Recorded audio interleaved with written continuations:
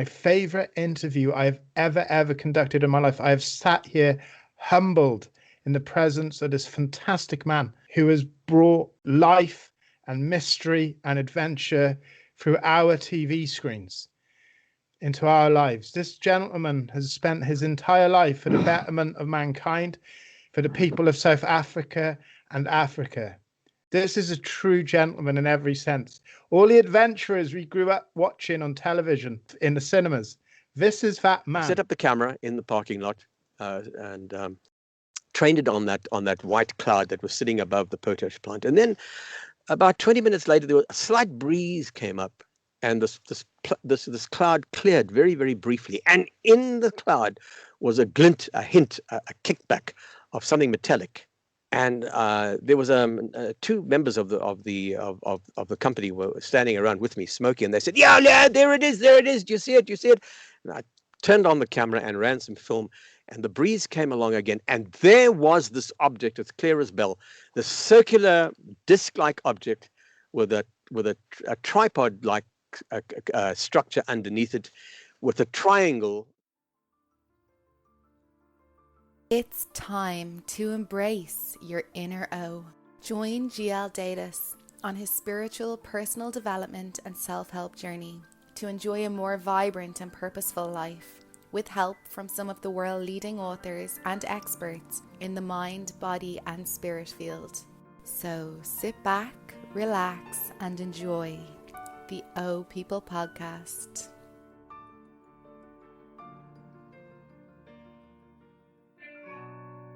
Find your inner O with the O People podcast. Hello, my name is Gavin Lee Davies, your host on this journey to find your inner O. O People are incredible people that are on a journey of discovery. O People have tapped into spiritual enlightenment, ancient teachings, motivational, inspirational energies, and have expanded their consciousness to embrace so many wondrous possibilities. The O People are here to guide us, to support us, and help open our minds and embrace the life we have been given. These are people that have learned to make positive changes, and some of these people have suffered tremendous ordeals of pain, loss, grief, and depression, but have reached for the light and become stronger for it. You too can find your inner O with the love, the teachings, and experiences that these O People give you. Anyone can be an O person, and these authors, motivators and teachers will help you find self-love, inspiration and empowerment. Welcome to the O People podcast and your journey to find your inner O. For more information on our O People and their work, visit www.o-books.com. And if this series motivates or inspires you, please visit our Patreon page and tip us $1 or £1 to support the series, and I will put you into a prize draw for a chance to win an O book every month. So visit www.patreon.com/O People podcast. That's www.patreon.com/O People podcast. Please support us. It will mean so much to keep this series running. I would like to welcome the most incredible guest, one of the most amazing people I've ever spoken to in my entire life. He has motivated and inspired me on my life journey without ever meeting me. This is the wonderful Lionel Friedberg, author of the brand new book documenting his life, Forever in My Veins. Thank you so much for joining us, Lionel. How are you today? Well, Gavin, I'm doing extremely well, and thank you so much for having me on your podcast, on your show. I appreciate it enormously. Thank you. I think probably you are the biggest guest we have ever had, ever. And we've rolled out the red carpet. We've got the finest mineral water in for you. You know, anything you need will be done. So just for anybody who shouldn't or haven't heard of you, could you just give us a little introduction to who you are and what you've done with your life? Well, I now live in Los Angeles. I've lived in here for the last 35 years, but I was born in South Africa and grew up in the apartheid system in South Africa as a child, and was very conscious and aware of the fact that the racial divide that existed in that country, even when I was a child, was a very, very disturbing element, and probably shaped a lot of my thinking. And one of my passions was always movies. I loved the movies from a very, very early age. I bless my mother for that. I was an only child, and she took me to see a lot of films. And I fell in love with the movies at the age of about 5, I think. And my ambition was always to become a filmmaker. And after some years, when I had completed my high school, my education in South Africa, my parents moved away from South Africa and went to live in what used to be known as Northern Rhodesia, which was a British colony just at the south of the Congo border. It was the year 1960 that the Congo War, the first of the Congo Wars, flared up. The Patrice Lumumba, who was the first prime minister of the Congo after the Belgians gave the Congo its independence, he had just been assassinated in the province of Katanga, and Katanga and Northern Rhodesia were bordered one another.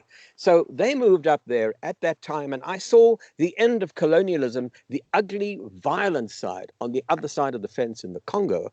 But in Northern Rhodesia, which is where my parents had moved, my father took a job at a store. He was originally from Latvia, trained as a watchmaker, loved to tinkle and fix little tiny coil springs and things.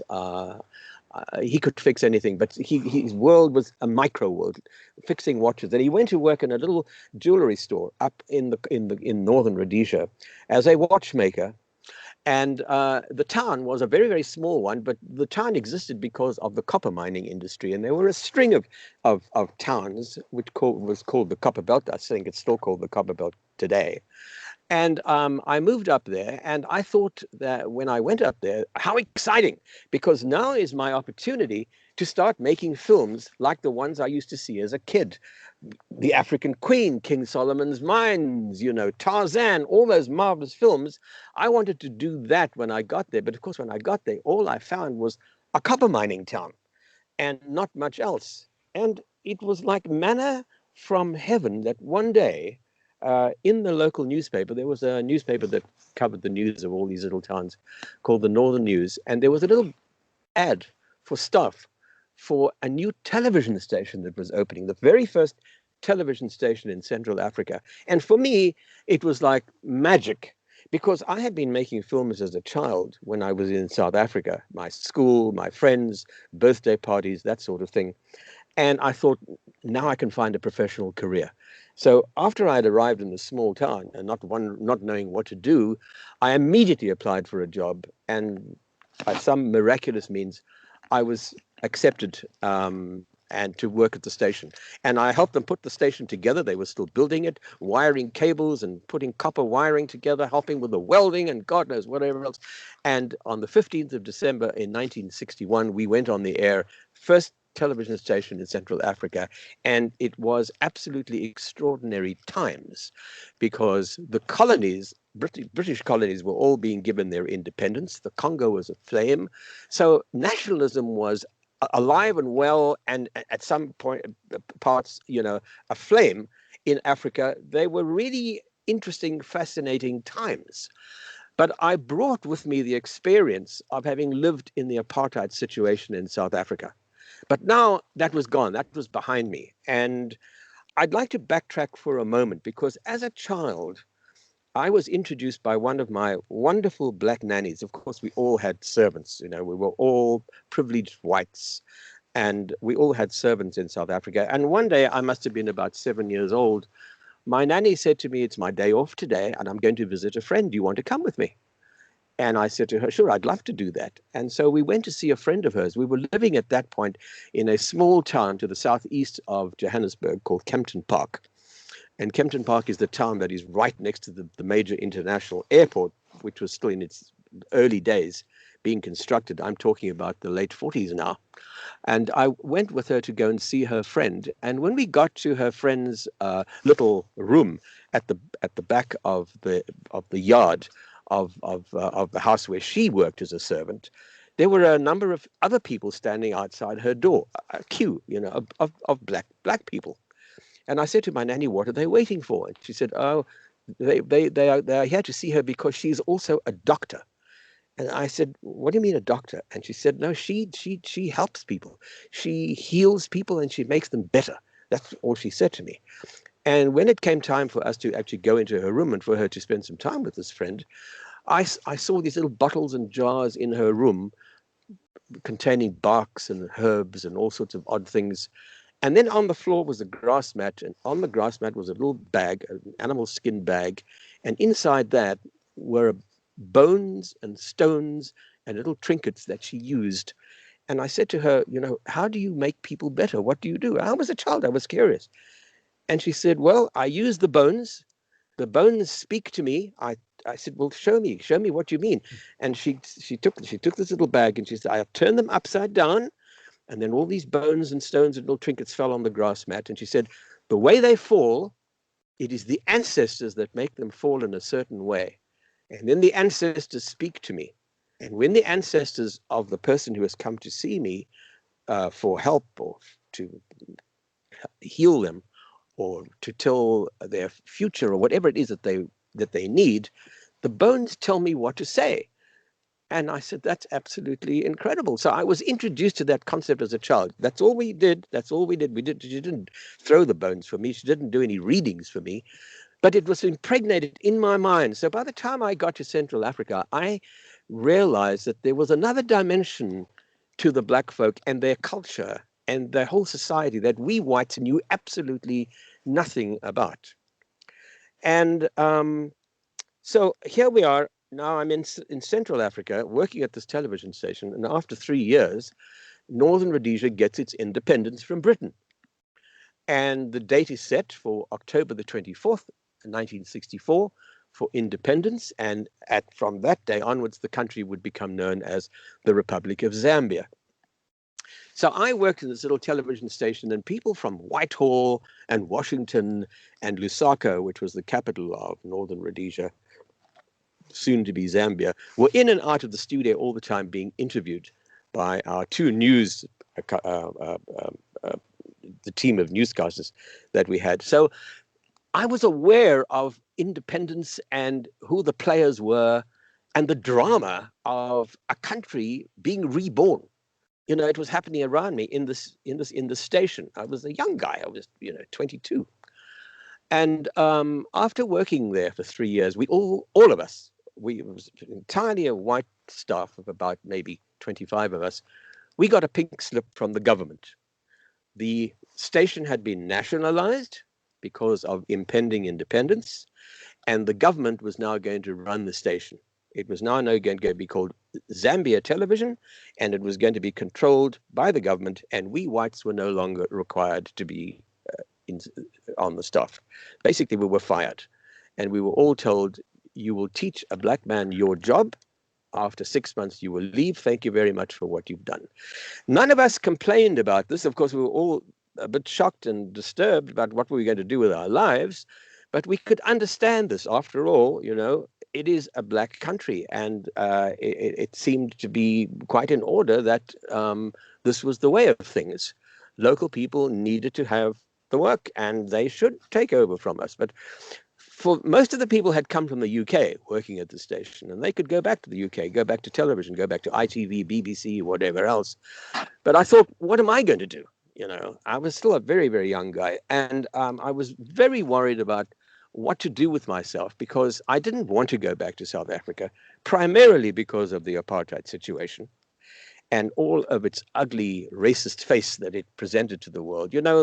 In South Africa, the twain never met between white and black. White society knew absolutely nothing about their black neighbors. As far as they were concerned, those people were laborers, they were servants, they worked at service stations pumping gasoline, petrol, and that's all they did. They did menial tasks, and they were completely under the thumb of the white regime. And it was a very, very nasty, horrible situation. My friends and I, particularly in high school, I went to an all-boys high school, and we had a debating society, and we often used to debate the apartheid system, much to the chagrin and annoyance of the teachers, because we weren't supposed to discuss things like that. But apartheid was ugly, and if you were an English-speaking South African, you were always against apartheid. If you were an Afrikaans-speaking South African, it was a slightly different story because the powers that were in power at the time were primarily Afrikaners. And this is the divide between the English society and the Afrikaans society was also vast. And that went back to the Boer War. The fact that the Afrikaners never really forgave the British or the English-speaking South African for their loss during the Boer War. And when they eventually came to power in 1948, it was retribution time. Now they were in charge and they were going to run the country their way. And they institutionalized this racist system called apartheid. So it was an ugly system. And even my, as I said, my buddies, my friends, we found it abhorrent. So I didn't want to go back to that kind of world after having lived in Central Africa for a while where it didn't exist. Certainly not in the statute books. It was not a legal system as it was in South Africa. So I went home and we had a wonderful servant who worked for us. I was still living with my parents. And we had a wonderful man who worked for us by the name of David Ferry. I will never forget David. He was a wonderful guy, not very much older than me. He used to mow the lawn, do the dishes, make the beds, help my mother cook dinner. He was of the Bemba tribe, terrific guy. And he and I always used to talk about photography. We gave him a camera for Christmas one year, and that was his dream to eventually have his own photographic studio. And so he and I were buddies. We were friends. He wasn't just a servant in our house. And after I was told, I had to leave the station in 6 months, I went home, and it was a late night. But the next morning, after I got up, I went and I said, David, I've got some horrible news. And he said, what? And I said, well, I've been fired, as has everyone else at the station, all of us whiteys. We have to leave the station. We've been told to leave. I don't know what to do. And I don't know whether I should go back to South Africa or what should I do? And he sort of thought for a moment and he said, don't worry. I will take you to someone who can help you. And I said, like who? Who is this person? What can they do? And he said, don't worry, trust me. She will know what you must do. So in about 3 days after that, David and I went along a very bumpy little dirt road in my blue VW Beetle. And he took me to the outskirts of the town where we were living, and the place was called Ndola. And on the outskirts of Ndola, there was a little settlement of a little African settlement, little villages and kraals, as they call them. And there was a little isolated hut on the one side.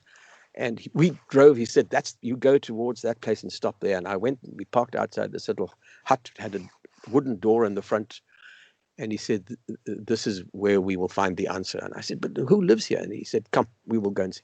He knocked at the door, and an old, hunched up woman opened the door.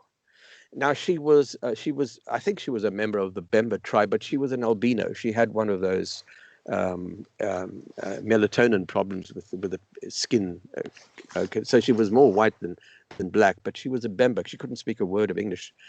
And it was a hot day, as it always is in Central Africa. But she had a grey coat on, and she had a rug over that, and she said to us, come into the hut. She knew nothing about me. Obviously, David had sent a message somehow. In Africa, things happen mysteriously. You never really know, how things happen. But David had got a message to her that we were coming on this particular day, and she invited us into her home.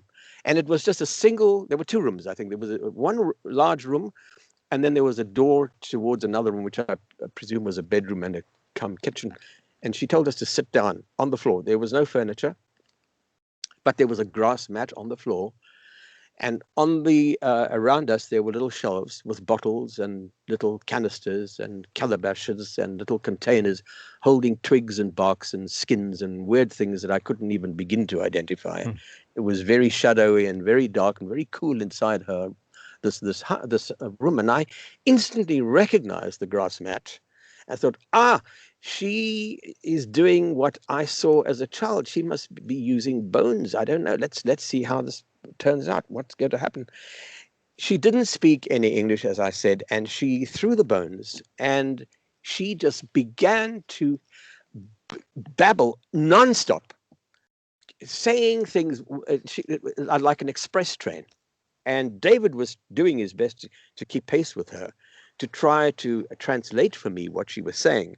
I was desperately trying to make some notes, but most of them were written in my mind rather than on my notepad. She said to me, the first thing she said was, after she threw the bones, and what are the bones? Let me just talk about the bones for a moment. Yeah. They were wild animal bones, a hyena bone.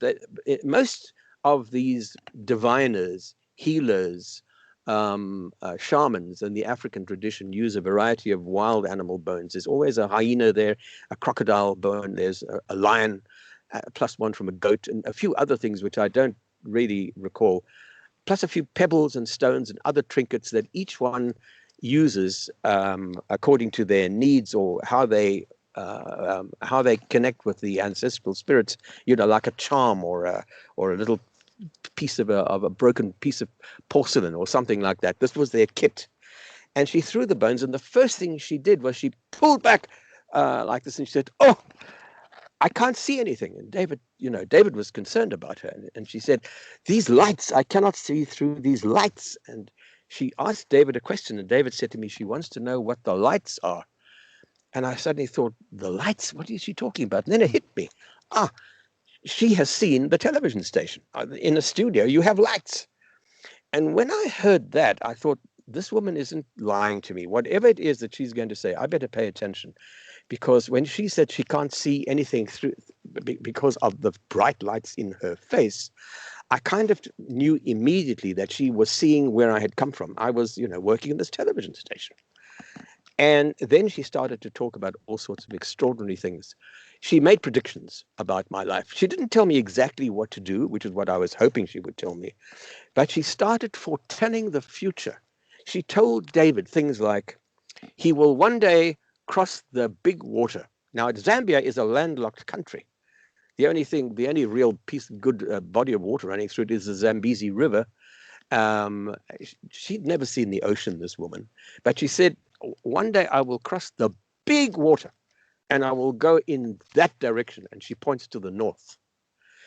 He will go there and there will be more lights and he will work with those lights. And there will be people there who will be very famous and he will work in that place. Now, I had no idea what she was referring to. Later on, as all of these things came to pass, I did realize what she was talking about, but at the time I had no idea. Another thing she said to David was, one day he will go to a place, a world, where there is no color. There is no color in this world at all. It is only white. The whole world is white. He will go there and he will see only white things. There's no other colors at all. And she obviously didn't really understand what she was seeing in the bones, but she was trying to describe what it is that she was seeing. There must have been some sort of visual element going on there that she was looking at. And she said to David also, she said, he must be very, very careful. He will go again on the big water, but the big water one day will try to kill him. He must be very, very careful.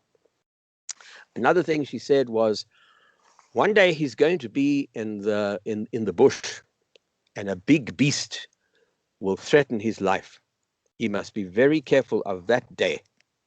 I had no idea what she meant. Another thing she said to him was, he will one day meet a man, and she held up her two fingers like this, put up her forefinger and her middle finger together and held them very close to one another. And she said he will meet a man who was very, very close to the most evil man who has ever lived in the world. And, these are the sort of things she was saying to David. Now, I had no idea what any of these predictions meant at all, but I made a mental note and I made rough notes on a piece of paper, and David, it kept coming, just endlessly. And what was so amazing is that for the next 60 years of my life, I'm now in my late 70s, everything that she predicted in these terms that I did not understand all came to pass.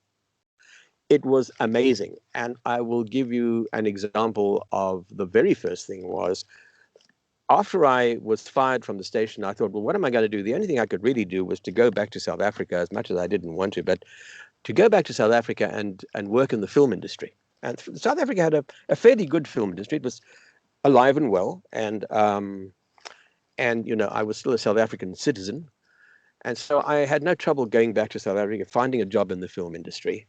And I did that for a couple of years. It was wonderfully pioneering times. We did all sorts of interesting films. I worked on a television series for Germany. I worked on a lot of commercials and so on. But it was enough. It was time for me to leave. It was time for my dream to come true. I now wanted to go to Hollywood and work in Hollywood. I wanted to go and make big movies. And the only way to do that was, I thought, was because the American embassy was not dishing out visas at that time to white South Africans because of their anti-apartheid policies. But so the nearest thing I could do was to actually emigrate to Canada. And I thought, that's far enough. That's close enough to America. I'll go there. And the Canadians were absolutely wonderful. They were marvelous. It didn't take long. I applied to the Canadian embassy in Pretoria for a visa. The visa arrived in no time. And before I knew it, I'd bought a ticket on board a ship to sail to Southampton. And from Southampton, I was going to go to Canada and start my life anew in the Northern Hemisphere and begin my career, hopefully, in the film industry in North America. And one night I was standing on board the deck of the ship. The ship was the S.A. Val, a wonderful ship that was part of the SAF Marine line, which was attached to the Union Castle line. Now, the Union Castle line was the Royal Mail steamer line that brought the mail from the UK to South Africa. Every week, the mail would arrive from the UK on a Union Castle liner, and it would go back. The holds would be full of fresh fruit and vegetables and all the produce of South Africa back to England. And it was a weekly, utterly reliable, wonderful service. And eventually the company split into two. Half of it was called SAF Marine, South African Marine Corporation. The other half was Union Castle. And their newest ship was the S.A. Val. I got a ticket on the S.A. Val and I sailed for Southampton. I was going to be met by a dear friend who I'd worked with in a movie studio in Johannesburg, who was my mentor, basically. And his name was Ian Wilson. And I'm grateful to Ian for all time for having been such an amazing mentor, guide, and friend to me in my early years in my career in the film industry. And he said, I will meet you after you get to Southampton. You take the boat train and I'll meet you at, I don't remember which station it was. I think it was Paddington. The boat train used to go from Southampton, I think, to Paddington Station. And I knew Ian would be on the other side to meet me. And I would be in London for about a week before I carried on my journey to Canada. And one night I was standing on the ship looking up at the sky. I used to look to the rear of the ship, to the stern, because every night you would see the Southern Cross in the sky. And every night the Southern Cross would get lower and lower and lower and lower and lower until it eventually started edging beneath the horizon. And I suddenly was aware of the fact that, my goodness, I'm actually sailing across the planet. We'd crossed the equator. I'm going into the Northern Hemisphere. And as I was aware of this one particular evening, I suddenly remembered what this old woman, this shaman, had told me. She said, you will cross the Great Water and you will go in that direction to the north. And I said, that's exactly what I'm doing. I'm sailing to the Northern Hemisphere on the Atlantic Ocean. How did she foresee this? Anyway, to cut a very long story short, that was the first time that I realized that some of the things that what this woman had told me was coming true. Now, some of the other predictions that she made, I have to jump around a little bit because they all did come true. And when she said to me, oh yes, I will find work in a place where there are more lights, well, I did. I got a job at the National Film Board of Canada. I eventually managed to get to the States. I worked in Hollywood for a while, but my father became ill, and I eventually had to go back to Africa. And being an only child, I needed to make sure my mother was okay. And I eventually ended up back in South Africa in the film industry. And for one reason or another, I stayed there, eventually got married there. But things slowly unfolded. Now, one of the other events that this old lady had told me about was this great beast that would almost kill me in the bush. And one of the projects that I worked on in South Africa, I got a telephone call one day from a Swedish producer, and he was contacted by a company here in Los Angeles there was a white guy who owned a very large toy company here in Los Angeles, who was going to go on safari to South Africa, to Mozambique. Now, Mozambique at that time was a Portuguese province, actually, not even a colony. It was a province of Portugal in Africa, right on the border of South Africa, on the eastern border of South Africa. Wild and wonderful country, amazing place, pretty undeveloped other than two major cities. One was called Lorenzo Marques. Today it's called Maputo. And then there was a town up in the north called Beira.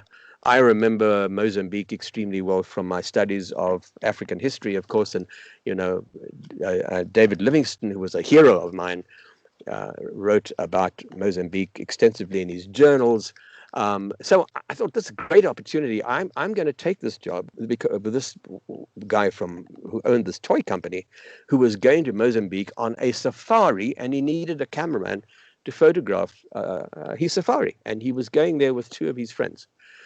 So there were two reasons why I took the job. Number one is I thought great opportunity to go and explore Mozambique. I think it was a 6-week assignment. And the other thing was I never quite understood what the thrill was that people got out of killing wild animals. It made no sense to me whatsoever. I wanted to understand where people got their kicks out of killing wild animals. What was that all about? And the only way to do that was to go on a safari. And this was a very well-funded safari indeed, with two big white hunters and these three wealthy American guys, with, porters carrying ice and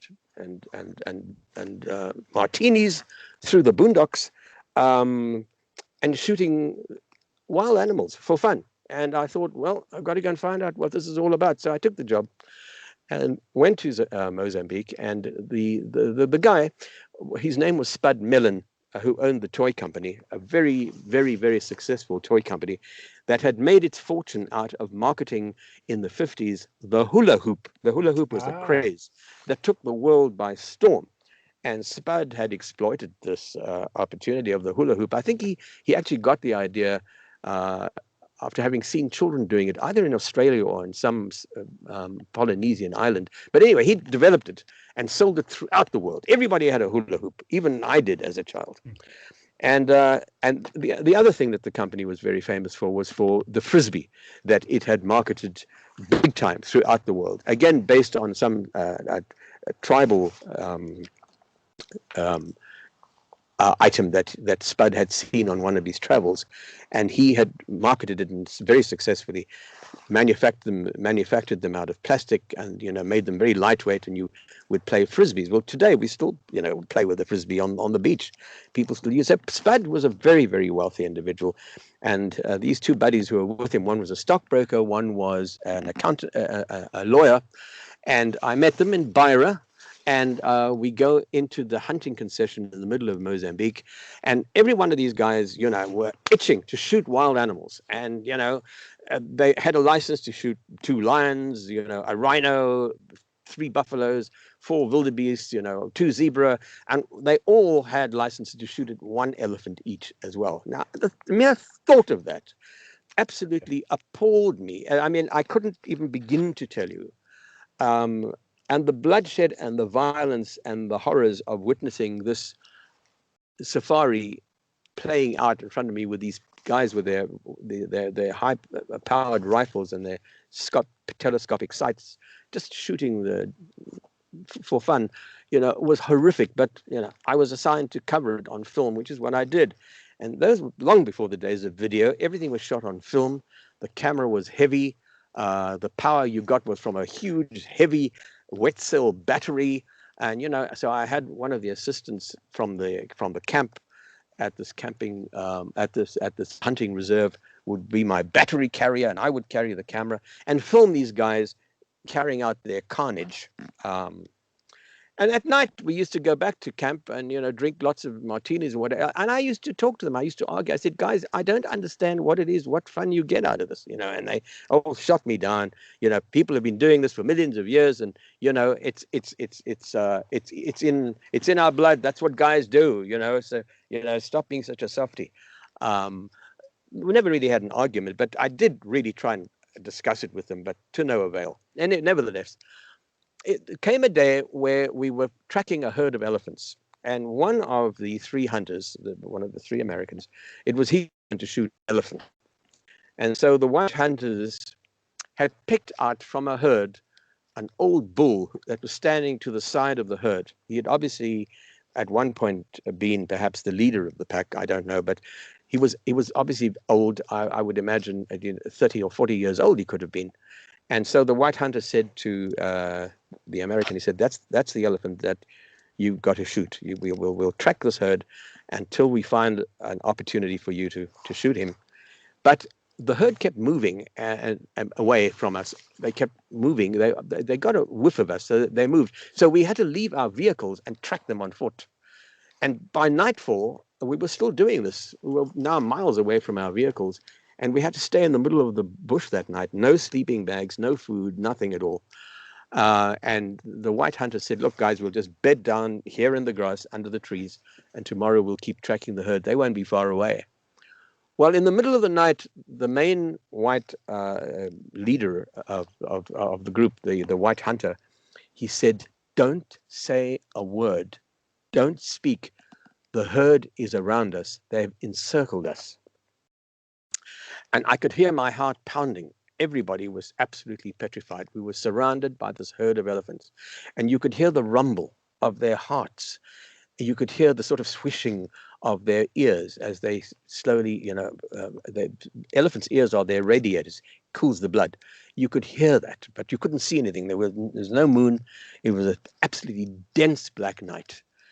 And when the dawn came, the herd had moved away. And the white hunter, Wally was his name, he said, those guys could have killed us last night. They could have trampled us to death, and they didn't. I think they came to warn us, almost requesting us to leave them alone. But the three Americans, the hunter whose turn it was to shoot the elephant wouldn't have any of it. He said, no, we got to find them. I got to shoot my elephant today. And I found that really, really sad, because those elephants could have harmed us and they didn't.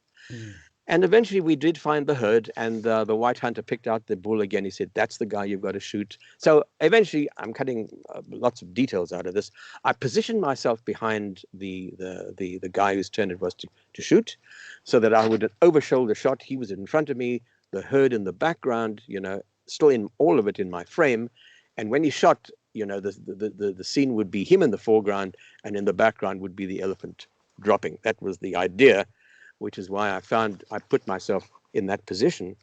And behind me was the white hunter who was, keeping track of what we were doing, and who, was in charge of it. And he fired. I'm not going to mention his name. He fired, but he missed. And the herd panicked.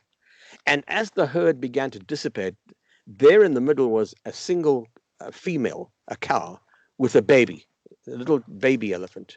And when this happened, she knew that her baby was in trouble. Her baby was threatened. And she saw the hunter standing in front of me with his rifle, and she began to charge him, running towards him as she was intent on killing him.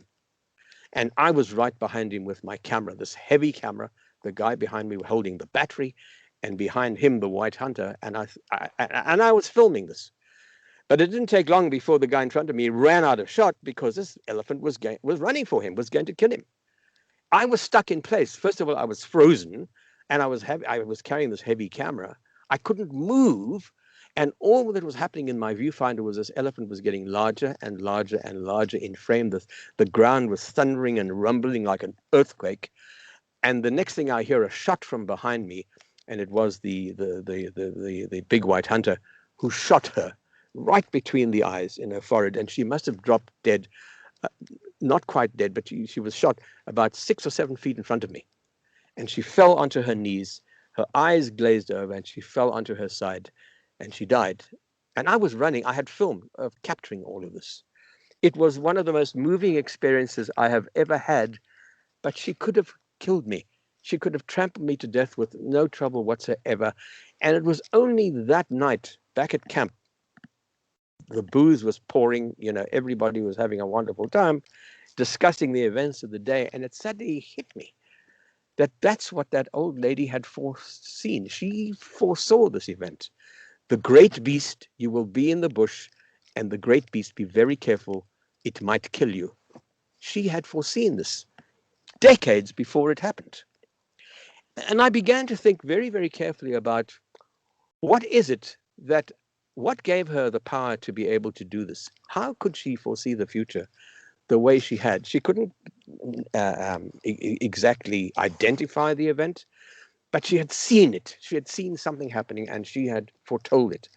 What was it? And it began to expand my vision and my thinking that there's more to the world than we know, and there's more to life than we know, and there are more realms and possibilities out there than we can possibly begin to guess at. Certainly in our Western system, we live in a very, very narrow, tightly constrained world. We've got to expand our vision and our thinking and our perception of things.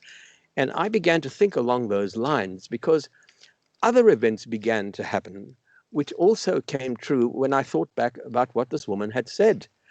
And in the 1970s, television had arrived in South Africa in the early 70s, around 1976, I think it was. And so in 1974, I was given the task I was given the option of doing a series on the various tribes of South Africa. You know, what the network wanted, then the network was state-owned. What they wanted was, you know, more Africans in grass skirts and rattles beating drums, doing cute, quaint things for white viewers. But I wanted to break that. I wanted to go beyond that barrier. Here was the opportunity to introduce white audiences to their black neighbors and tell them who their black neighbors really were. These were people with histories. These were people with cultures. These were people who had more to offer than just being slaves and servants. And so I worked with an anthropologist whose name was Peter Becker.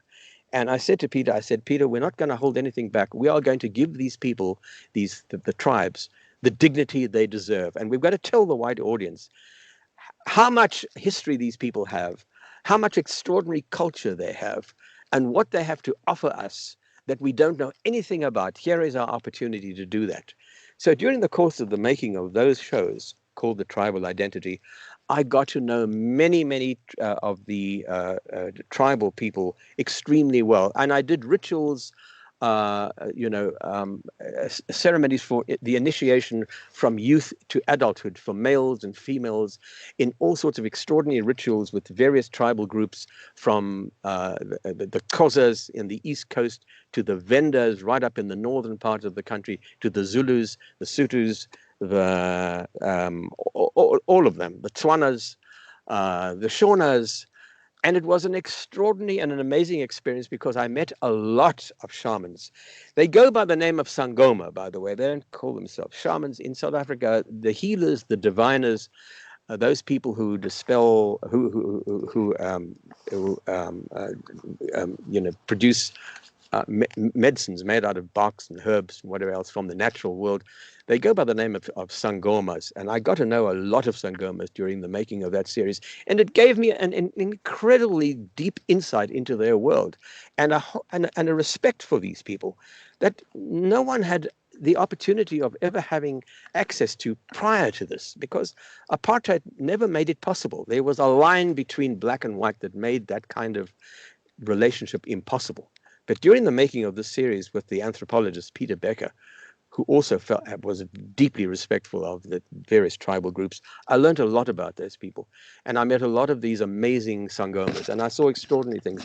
I saw people being exorcised they were supposedly possessed by bad spirits. I saw people being healed. I saw, people being told where they had lost possessions and, where they would find it again. It was amazing because the Sangoma, by connecting with the ancestors, is not only able to find the cure for an illness, but is also able to see into the future and do all sorts of things by connecting with the patient's ancestors and the spiritual realm and the higher levels, which we in the West, maybe we once had that, but we certainly don't have access to it now.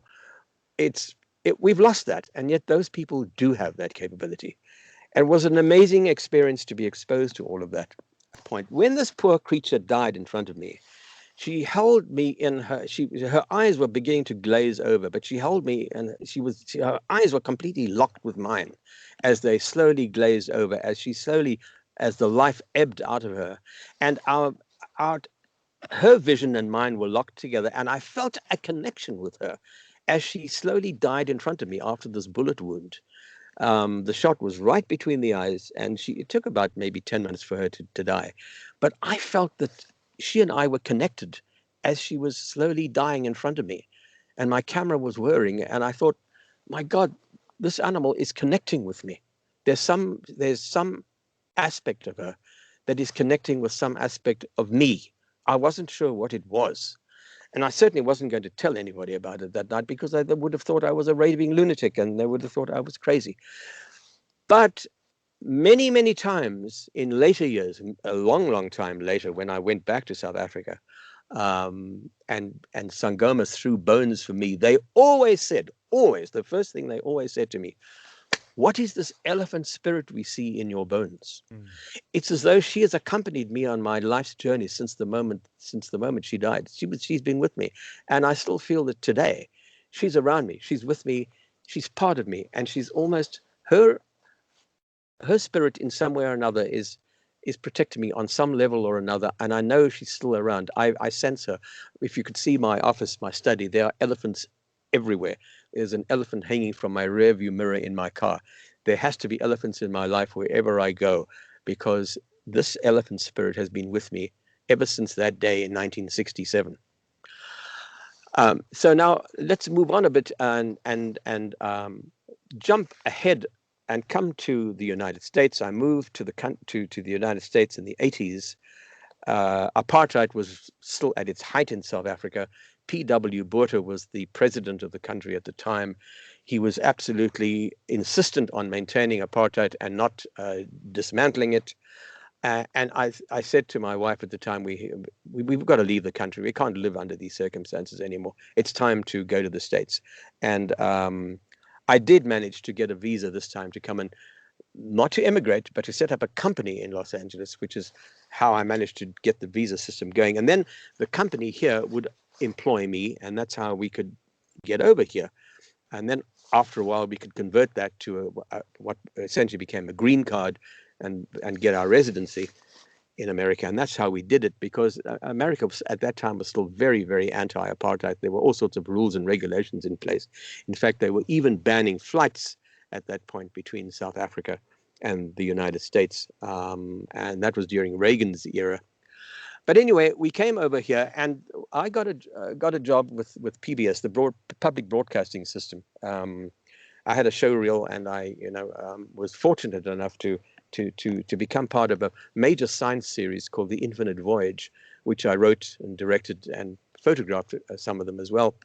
And one of the shows I did was called Secrets from a Frozen World. And what it was all about was essentially looking at Antarctica and how Antarctica is a barometer of global change.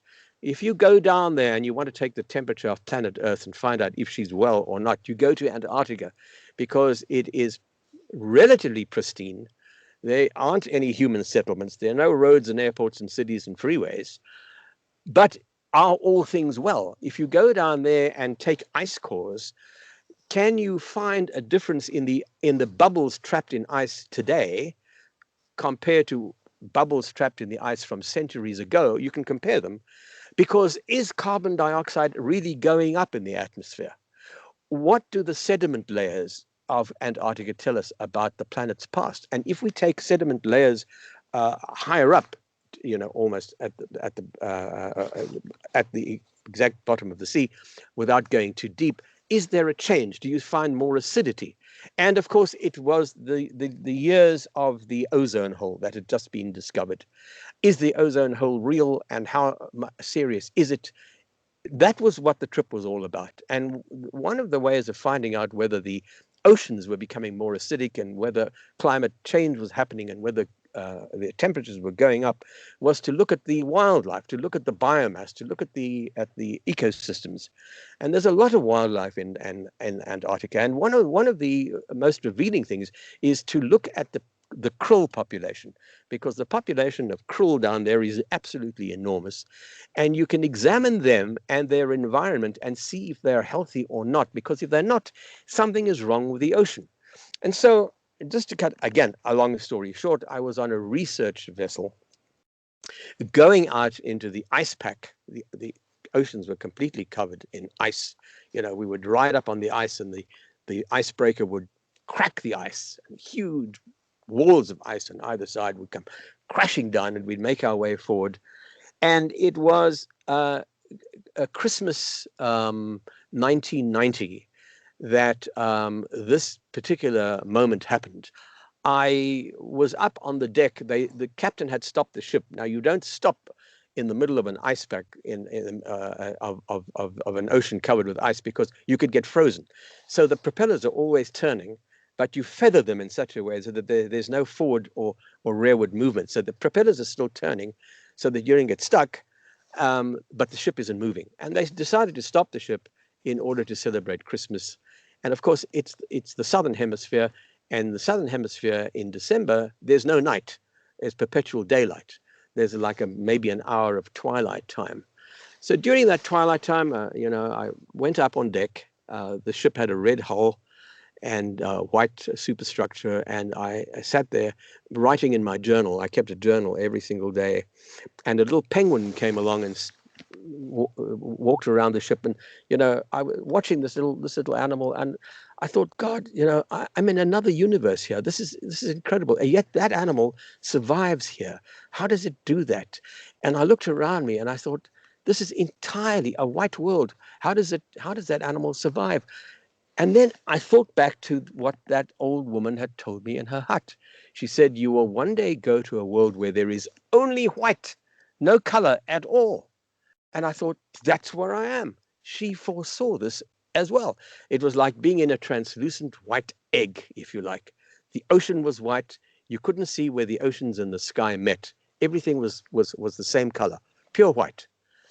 And icebergs and the ice crusting above on the ocean. And I thought, how did this woman see this? But she did. And that was another example where I suddenly realized, my goodness, there is another world that we can tap into, because this woman certainly did that. In her little mud hut way back in Central Africa, she had foreseen this moment that I was experiencing in the middle of the Antarctic. I was living in a white world. She knew that. And again, it expanded my vision and expanded my thinking. And I thought there's more to the world and the universe than we are led to believe.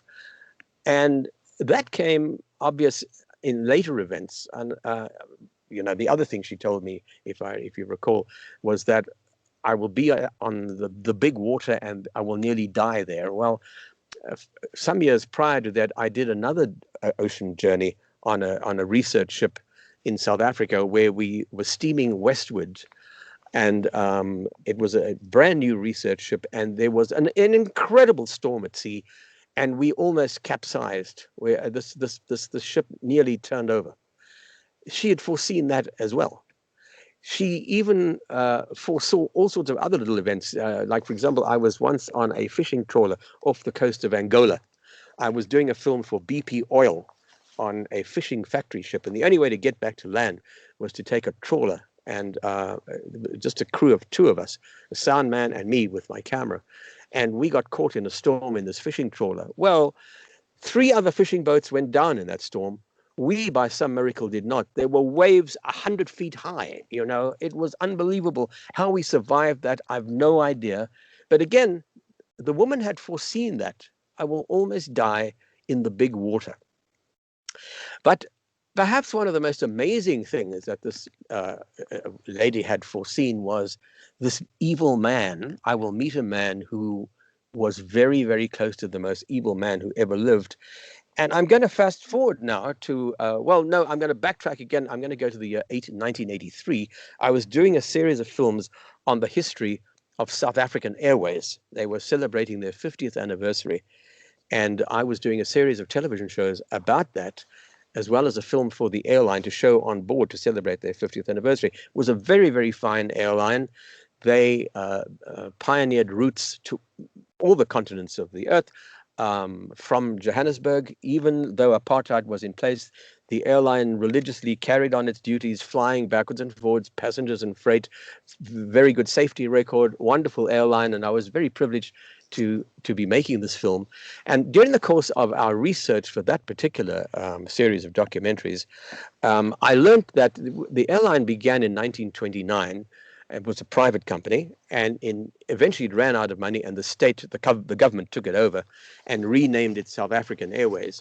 And in 1934, they ordered 3 brand new aircraft from an aircraft manufacturer in Germany. I think the company was based in Bremen, but I can't quite recollect. And so you can imagine, how do you deliver 3 airline aircraft? They were small, 3 engines, 1 engine in the nose and an engine on either wing. Junkers Ju-52, for anybody who knows anything about early aviation. How do you fly 3 of those aircraft all the way down Africa, darkest Africa it still was those days, from Germany to Johannesburg? There were no radio stations. There were no proper weather forecasting facilities. There were no alternative airports to land at. There were very few aerodromes to land at, let alone how do you refuel the aircraft on the way. So it was a huge adventure to deliver these aircraft from Germany to South Africa. And yet it was done. And one of the pilots, I learned, was still alive. And this is 1983. This man was still alive. He was in his late 80s. And we learned that he was retired, of course, at that age. And I found out that he was living in a small village near Munich, in a place called Amerschi in Bavaria. And I thought, we've got to put this guy in the film. We've got to interview him and, interview him about this amazing flight down Africa. But not only that, we also learned that he was also a movie enthusiast, and he shot a home movie of the delivery flight, of tribal people pouring tins of paraffin into the wings, chasing hippos away from these grass airfields. Was extraordinary stuff. I mean, it's the stuff of make-believe, straight out of Indiana Jones. And I thought, wow, this is amazing. I've got to find the film, and we've got to interview the guy. Well, eventually, my crew and we arrive in Germany, and we're filming in Frankfurt at the head office of South African Airways in Frankfurt. And I'm told that it was scheduled for me to go and interview this man on a particular day, and that we would drive down on the Autobahn. The German Autobahns are amazing. No speed limit. Frankfurt to Munich, you can do it, drive 100 miles an hour and get there in a few hours. And that, not only that, but that the film was located by the Foreign Office, the German Foreign Office, in a lab in Frankfurt, and that I could choose and select some scenes from it to use in the documentary. So it was very, very exciting. Here I am going to meet a man who flew a delivery flight down Africa in the 30s. And not only that, but I was going to have access to his footage. And the footage was pretty good, by the way. It was kept in this lab in Frankfurt, and we made our selections. And then came the time for us to go down to Munich to interview him. And we had a representative from the Foreign Office. Now, at that time, Western Germany and East Germany were still separated. The Berlin Wall had not yet come down. They were still separate countries. And the government, the German government, the Western German government, was based in Bonn at the time, not Berlin. And so we had what the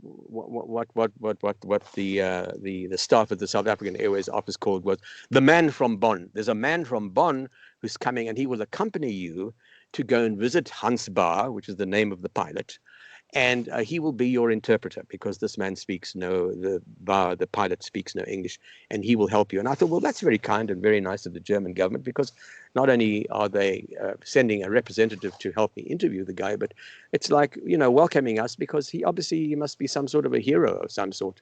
terrific. And it was, quite. I felt honored that he was joining us.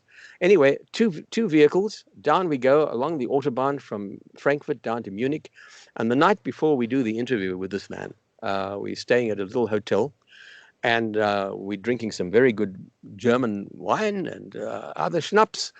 And the man from Bonn spoke perfect English. He says to me, how much do you really know about Captain Bauer, the pilot of the aircraft? I said, well, I knew that he did the flight and so on. He said, yeah, but do you know anything about his record? And I said, well, no, really. Why? What are you implying? And he said, well, you can imagine the flight that you're talking about was 1934. And obviously this man was served during the war. I said, yeah, that makes sense. He must have flown for the Luftwaffe.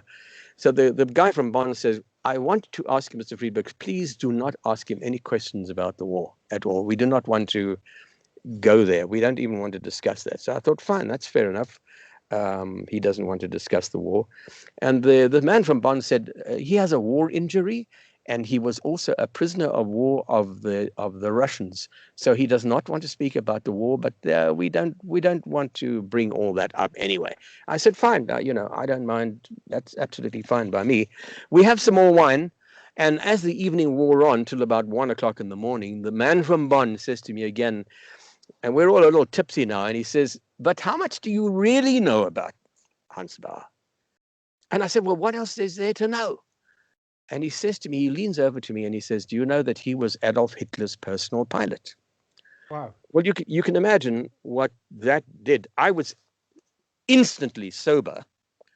And I thought, wow, how am I going to handle that one?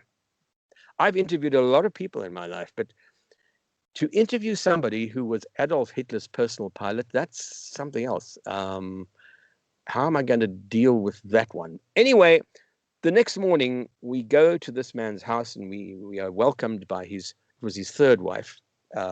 She welcomed us at the door. The picture book house, hollyhocks growing outside, all very pretty, and beautifully manicured lawns. And we go inside the house, and down the steps comes Captain Bauer.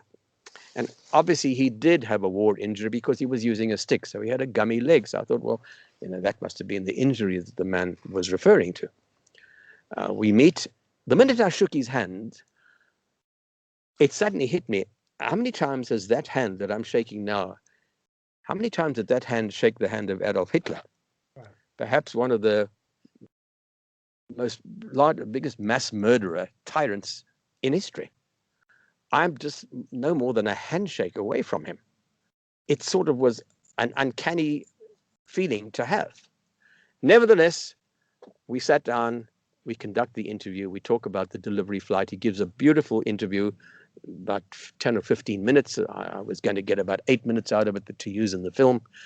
And at the end of the interview, I thanked him very much, and he claps his hands and he calls his wife to bring some drinks around.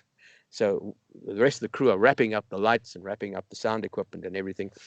And he comes up to me, and I speak a little bit of German because of my, I could speak Afrikaans, which we had to learn at school. So Dutch and German are not entirely foreign languages to me. I can speak a little bit of it. And he takes me, he says, "Kommen Sie mit mir, come with me." And we go around this corner of the living room in his little house, and he points to a picture, and on the wall there's a photograph of him with Adolf Hitler in front of one of the Ju-52s, exactly the same sort of aircraft that he delivered to South Africa as an airliner back in the 30s. And he said, that's me, and that is Adolf Hitler, and this is that is like the Ju-52 that I was talking about. Well, I was more intrigued about the other man in the photograph and not so much in the aircraft. And he says, yeah, das ist Adolf Hitler. And he says to me, would you like to know the story of this man and me? And I said, yeah. And he invites me to sit down next to him on this little couch in his living room, and he asks his wife to bring his photograph albums out, which she does, 4 or 5 beautifully leather-bound albums. And in these albums is a pictorial history of the inner ranks of the Third Reich. And he is in many of these images. Hans Bauer. Always nearby Hitler, always somewhere in the background, pictures of Hitler and Mussolini at a state dinner in Rome or in Berlin. And always in the background was Hans Bauer. And he says to me that Hitler was one of his closest friends. As he explained it to me, Hitler didn't trust anybody. The only person that he ever trusted was him, the pilot. He was always very fearful of flying, he tells me about Hitler. But when he was at the controls of the aircraft, Hitler felt safe. And Hitler confided in him in many of the things that he couldn't tell any of his other cronies because he didn't trust anybody. He even told me that, when he got married to his first wife, Hitler gave him his wedding party in Hitler's personal apartment in Munich. Yeah, that's how close they were. And he tells me all of this as I'm sitting next to him drinking wonderful Kirschwasser and Schnapps in his little house in Munich, in this little village in Bavaria. And I thought, this is surreal. I don't believe that this is really happening. But it is. And one photograph after the other, it was a revelation of the inner sanctum of the Third Reich. The pictures of him at Berchtesgaden with Eva Braun and Adolf Hitler. I didn't feel any animosity towards the man. As far as I was concerned, he was a pilot. And I was seeing him for historical reasons. But obviously he was very, very close to this man who that woman had told me was one of the most evil men who ever lived. But it didn't hit me quite at that point. But at the end of the day, we said our goodbyes and we drove away. And I looked back and there he was standing outside his house with his walking stick and his wife waving goodbye to us. Just a little old couple waving goodbye to their guests. And it suddenly hit me like a ton of bricks. That's what this woman foresaw. I will meet the man who was close to the most evil man who ever lived. Again, she knew this. And it only dawned on me as we were driving away. As when you experience things like that, what does it do to you? It's life altering. And I have been very, very lucky. I've probably been, and I don't mean to say this in any arrogant, boastful way at all. Believe me, I don't mean this at all. I just think I've been extraordinarily lucky and very, very blessed to have experienced the things I have, because I've made films about amazing topics and met amazing people. One of the most marvelous films I ever made was the story of the Voyager spacecraft, by the way, that went to Jupiter, Saturn, Uranus, and Neptune. I met all the engineers. I met all the scientists involved in the mission. It was a privilege to be able to do things like that. I've made films for television networks and cable companies here on investigations into what happens after you die. Does the consciousness survive the demise of the physical body? I've interviewed people who've had near-death experiences. I've done films on social issues, on political issues, on science, all kinds of things. I've had an amazing life. And what this has done for me, it's broadened my vision and humbled me to the degree that I cannot tell you how respectful I am, first of all, for the good fortune that I've had in my life. But it's given me a healthy respect also for not only my fellow human beings, but for life in general and for the miracle of life on this planet. I worked on another series for National Geographic where I was based in Monterey up in Central California on the Monterey Bay for a year, doing a series of films on how nature devises body plans. In other words, the phyla in the animal kingdom, called The Shape of Life. And there again, you probe into the micro world. You probe into the world of DNA. You probe into the world of life and how nature structures things and how patterns. Why is a worm a worm? Why does a butterfly develop the way it does? Why do mammals have skeletons? I have gone into places that most people, do not have access to. And I feel extraordinarily blessed to have been able to have this. And I know now, after having made films for the last 55 years, that there's more to the universe than we know. And I end my book, the book Forever in My Veins. The title refers to the fact that the essence of Africa, the mystique, the mysteries, the wonders of the African continent. I am a child of Africa. I'm a white Caucasian born in Africa. I think of myself as a child of Africa. I grew up there, and the spirit of Africa is still very much in my blood. It's in my veins.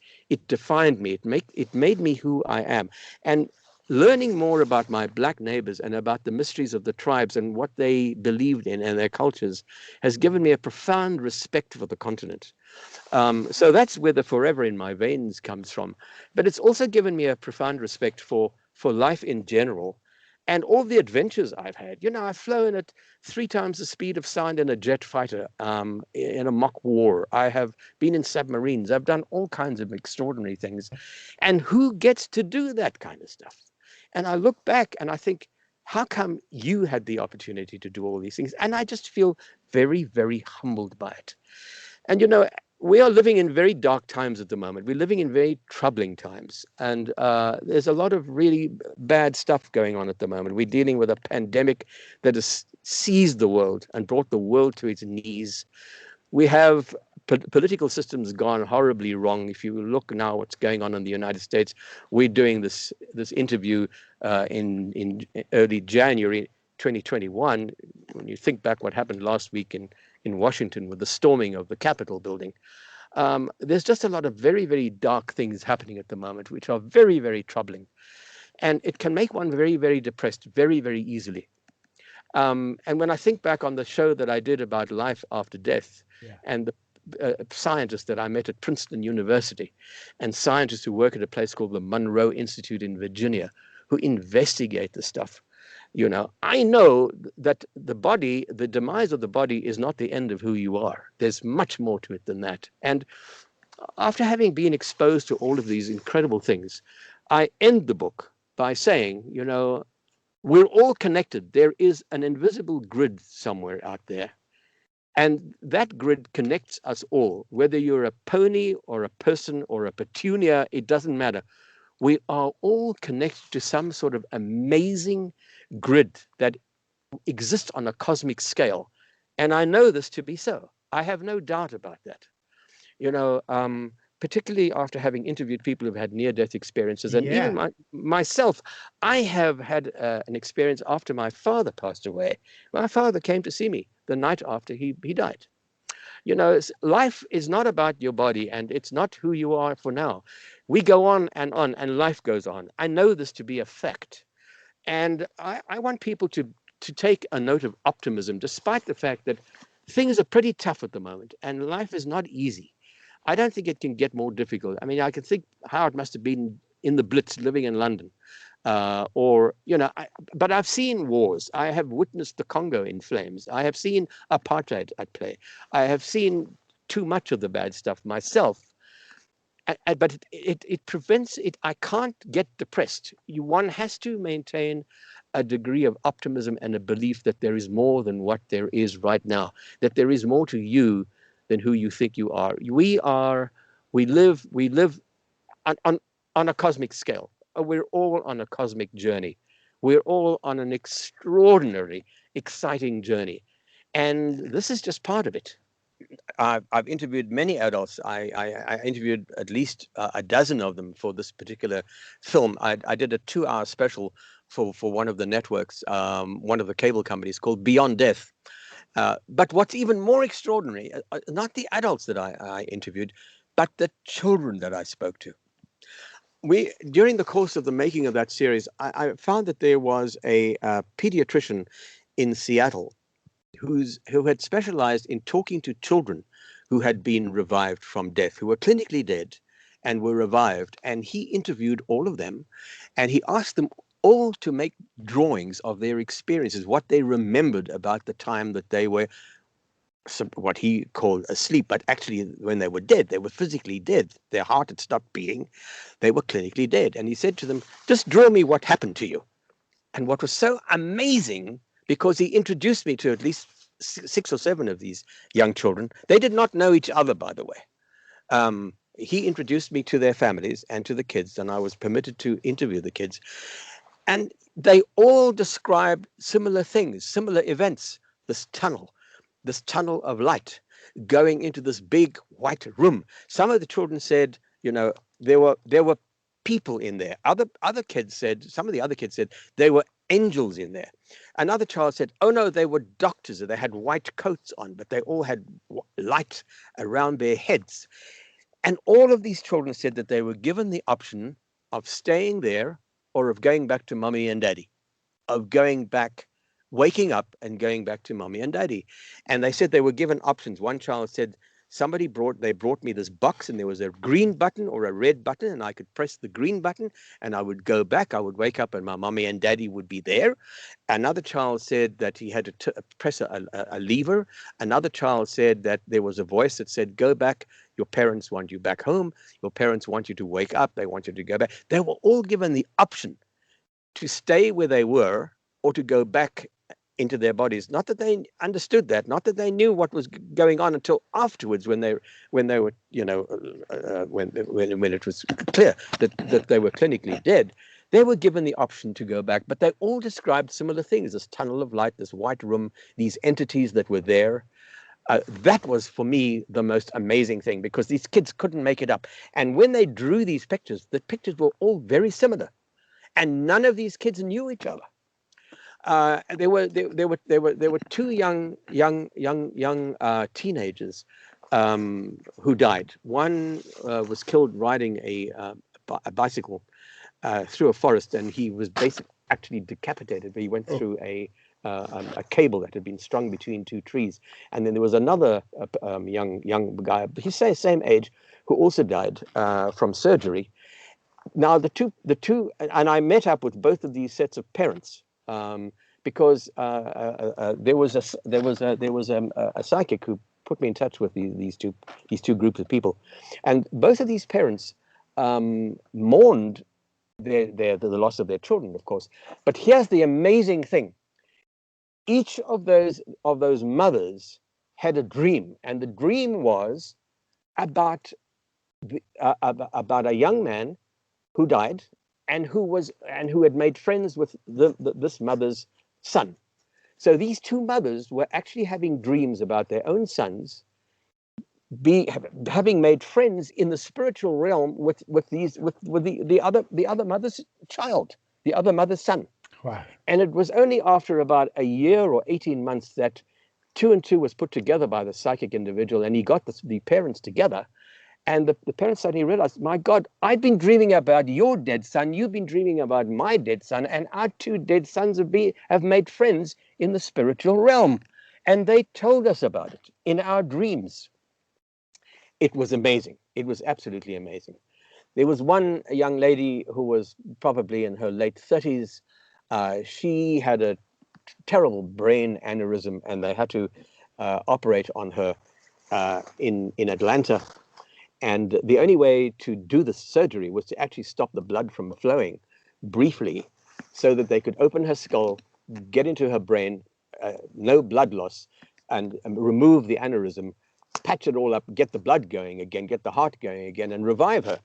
So for some minutes, or I'm not sure exactly how long it was, but she was dead for quite some time. I'm not sure exactly how long it was. I don't recall. But it was at least 10 or 15 minutes before they could start her heart going again, and get the blood flowing again, because obviously if you deprive the brain of oxygen for too long, it's gonna die. But she was revived from her surgery, and the surgeon said to me afterwards, the most amazing thing was that after she was revived from her 5 or 6 hour operation, she said that she could remember it, and he didn't believe her at all. And he said, well, explain what you mean. And she said, well, after you put me to sleep, I floated up out of my body, and I was up banging, bouncing around the ceiling, looking down at you, working on my surgery. I was watching you all the time. And he said, well, that's all very well, sweetheart, but, prove it to me. I mean, what proof do you have? And she said, well, what about that why did you scold the nurse when she dropped the instrument that you asked for? He asked for some instrument and she dropped it, and he scolded her. He said, don't do that again. Give me an. And she saw that. And that was during the course that she was actually clinically dead. Not only that, but he, because the surgery was so long, this surgeon usually had a little tape deck going in the corner of the operating room, playing his favorite music, not very loud, just playing in the background. She could recall a lot of the songs, and she said, I know what you were playing on your tape deck. You played this song and you played that song, and oh, I love that song. That's one of my favorite songs. He said, how do you know that? She said, because I was listening to it while you were operating on me. As I was floating above the under the ceiling, I could hear the music, So another guy died after a boulder fell on him when he was climbing a mountain. I recreated the entire sequence in the film. We had in Hollywood you can get anything, whether fake rocks, whatever else. We actually killed the guy. We recreated the whole scene. He was taken to hospital. He was clinically dead. He was revived. He foresaw the surgery. He actually went to while he was being operated on, he saw his parents sitting in the waiting room, and he went there and he said, I tried to speak to my parents. I tried to tell them, I'm okay. I'm going to be okay. I'm going to be alive. I'll be fine. Nobody believed that. But he recalled all this afterwards, and there's just too much validation of the fact that life does not end. It's not about the body. Consciousness is not tied to tissue or to synapses in the brain. It's more than that. So consciousness, spirit, call it whatever you will, we are not just physical beings. No, I agree. That's incredible. Everything from beginning to this point is just absolutely phenomenal. It's something we need right now. You are the epitome of adventure and hope and life and being a pioneer and courage, and that's exactly what we need right now. So I imagine not just a near-death experience documentary, but you've probably had a lot of strange supernatural and psychic phenomenon across many documentaries and projects you've worked on. Indeed. I'll give you another little example. I have a friend here who wanted to make a film about a particular man who was a member of an Indian tribe, and I think he was a member of the Navajo or the maybe the Hopi tribal group. She wanted to make a film about them and about this particular family. She wasn't a filmmaker, but she came to me one day and she said, look, I got this idea about this film. I don't want to make a film about this particular family. They live on a reservation, and would you consider working on it with me? So I said, yeah, sure. And who are these people? She said, well, they are coming into town on a certain date, and we can meet them. So it was arranged that we would go and meet these folks. And she rented a suite of offices in Santa Monica, which is here in LA, for the day. And this family arrived, and the patriarch of the family was there, plus the matriarch of this family. And I could see immediately that both of them were very, very psychically powerful people. I could see that instantly.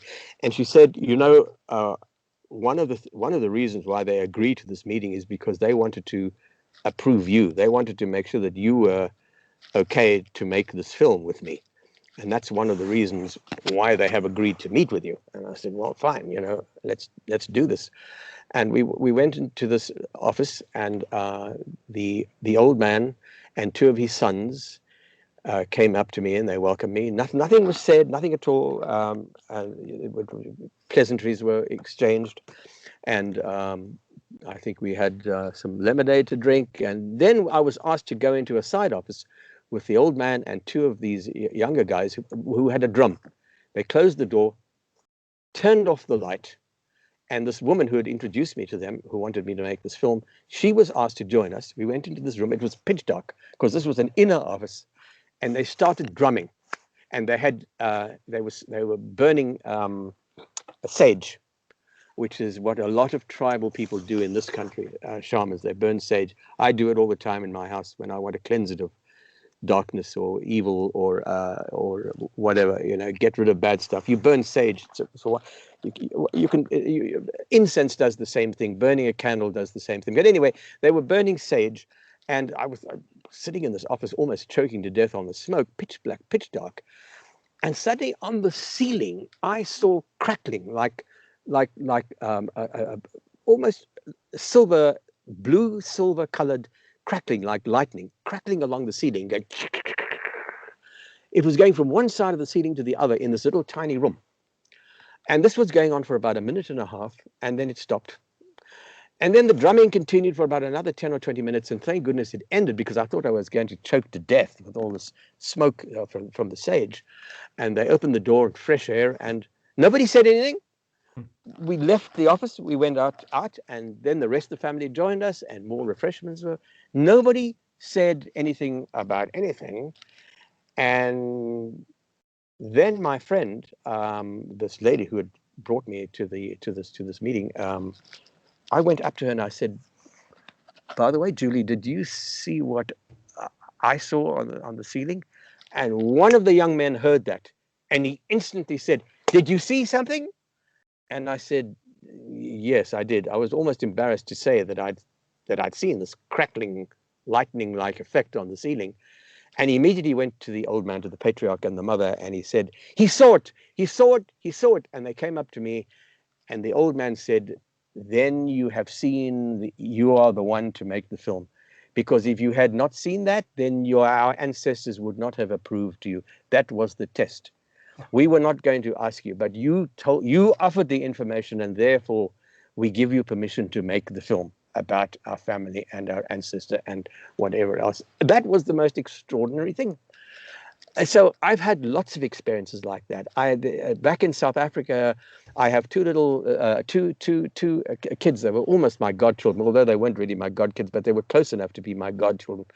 And two little guys, they were 5 and 6, and they often used to point up to a vent in the top of the wall of one of the rooms of their house where they lived with their parents. And they used to say, "Oh, the old man is coming back to visit us again."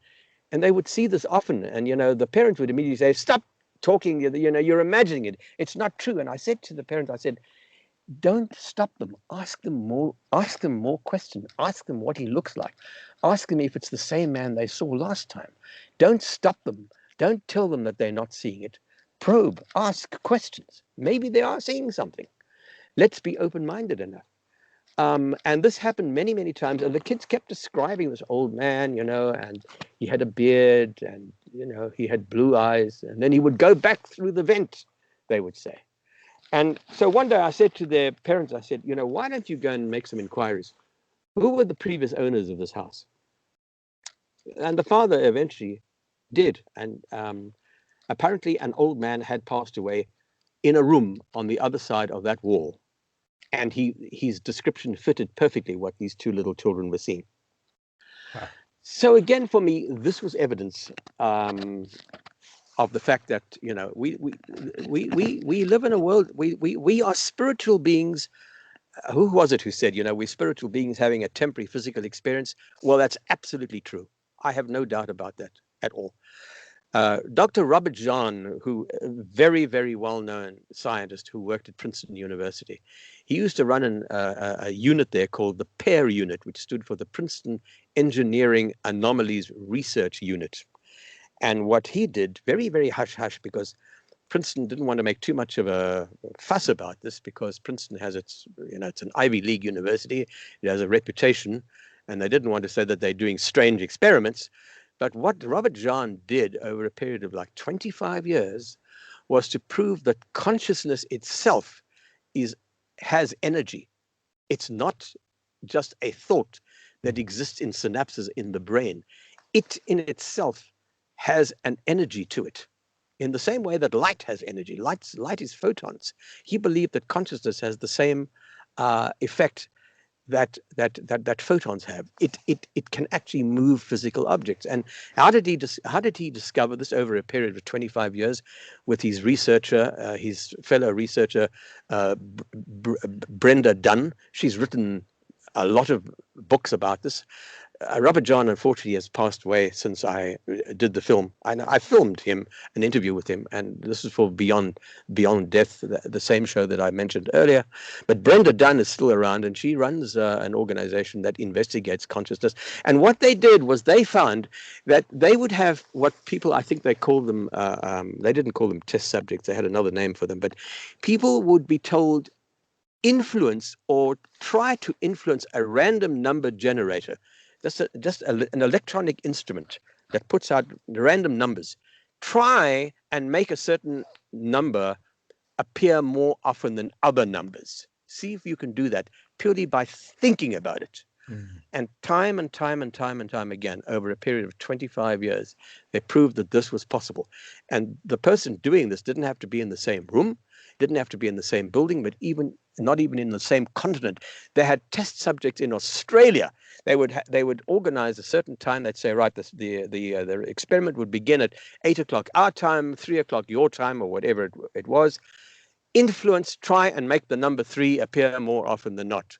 And again, it was proven again and again that this was possible to do. He had little electric battery-powered cars on a tabletop.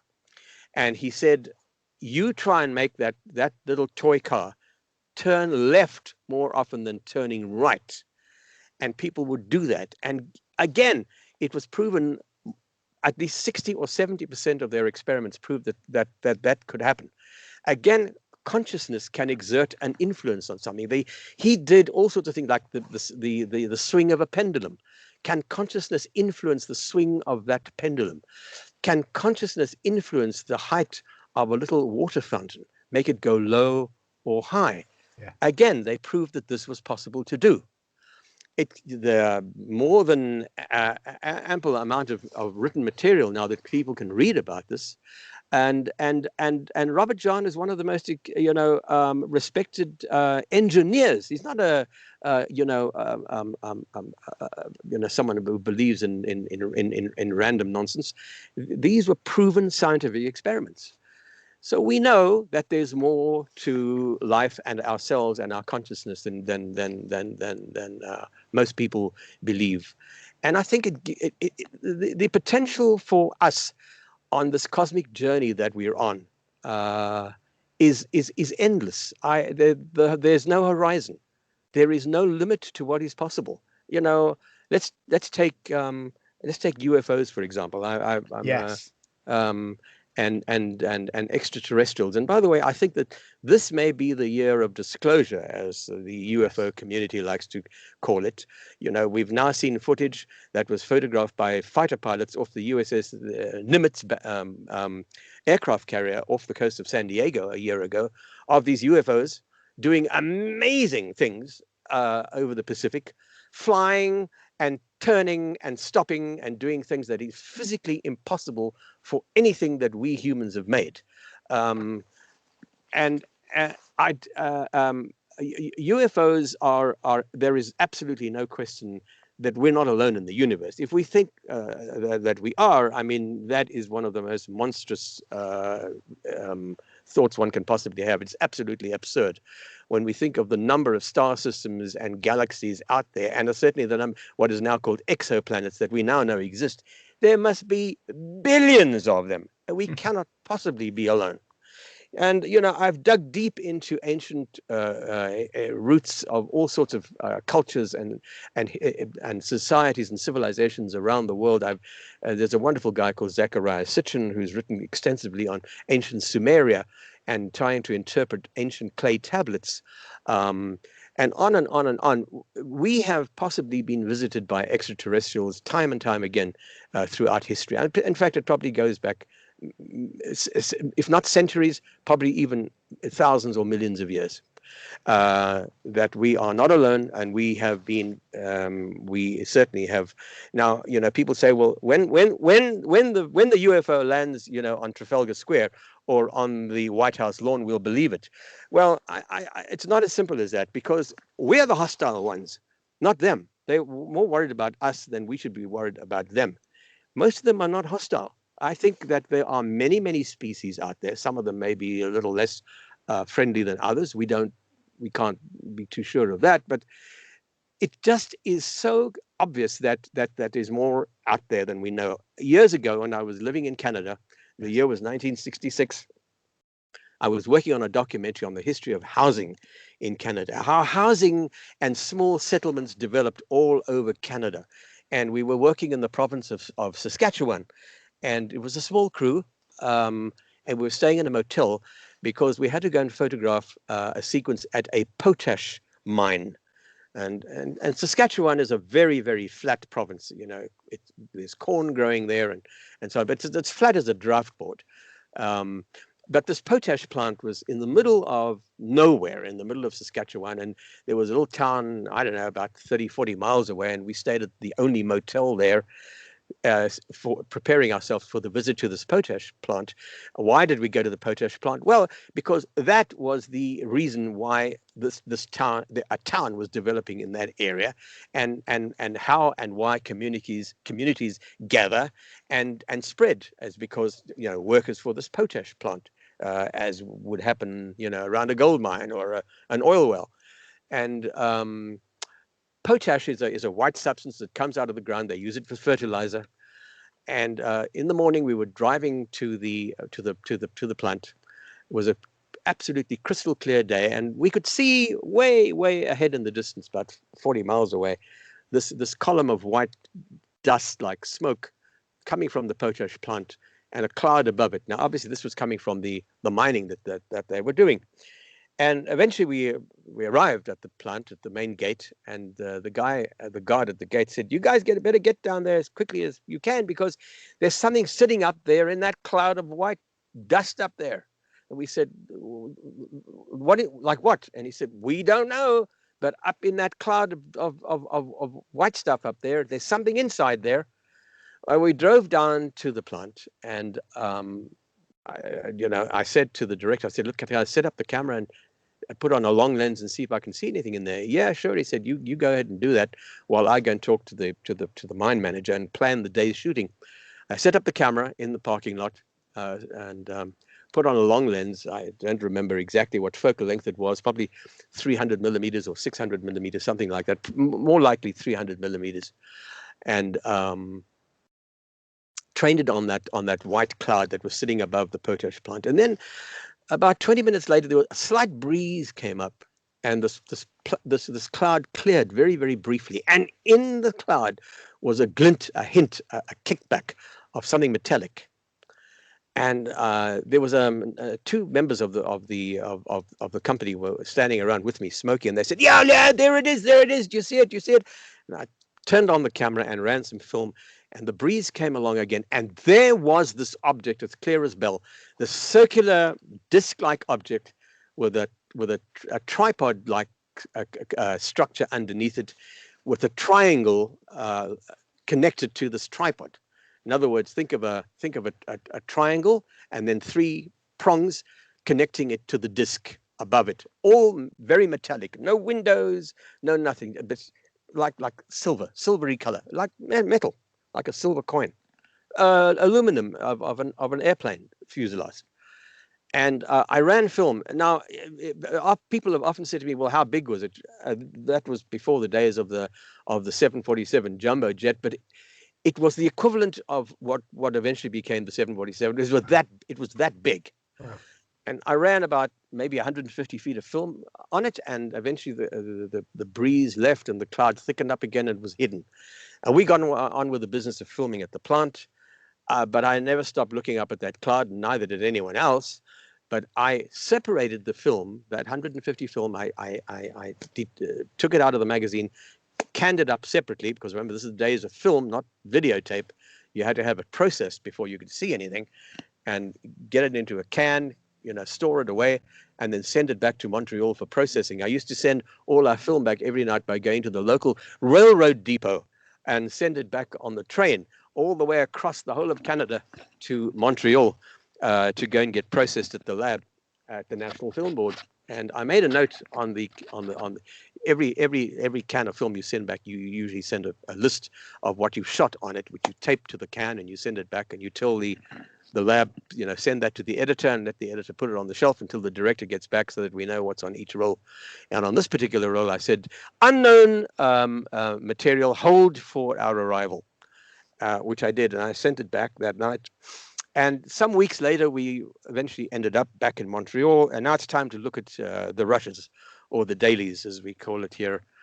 The film that we had shot, and we went into the theater and sat for a number of hours through a lot of very boring material of housing settlements and little small towns and whatever else. And at the end of it all, the projectionist in the projection room said, "Do you want me to show this other reel that you sent here that says unknown material on it?" And of course we said, yeah, I forgot, put it on.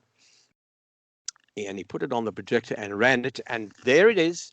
There is this object sitting in the cloud, this aerial, whatever it was. I think the term today is UAP, unidentified aerial phenomena, and not necessarily UFOs anymore. But anyway,